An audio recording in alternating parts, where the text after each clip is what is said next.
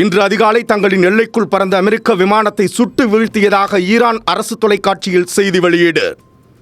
புஷகர் மாகாணத்தின் கவர்னர் மசூத் தங்கஸ்தானியின் கருத்தை மேற்கோள் காட்டி ஈரான் அரசு தொலைக்காட்சி வெளியிட்டுள்ள இந்த செய்தியை அமெரிக்கா மறுத்துள்ளதுடன் அமெரிக்க விமானம் எதுவும் சுட்டு வீழ்த்தப்படவில்லை என்றும் அறிவிப்பு.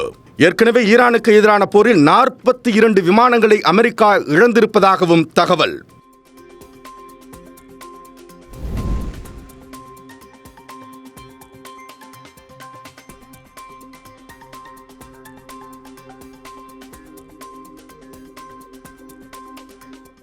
தமிழகத்தில் சில இடங்கள் மற்றும் புதுச்சேரியில் இன்று மிதமான மழை பெய்ய வாய்ப்பு.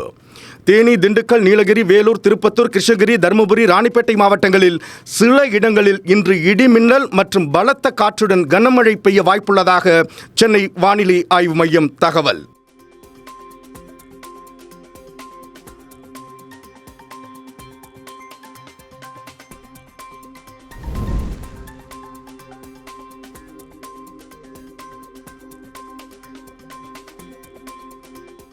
கச்சா எண்ணெய் விலை உயர்வு எதிரொலியாக இன்றும் பெட்ரோல் விலை 24 காசுகள் உயர்ந்து லிட்டர் 108 ரூபாய்க்கும், டீசல் விலை லிட்டருக்கு 23 பைசா உயர்ந்து 99.78 காசுகளுக்கும் விற்பனை.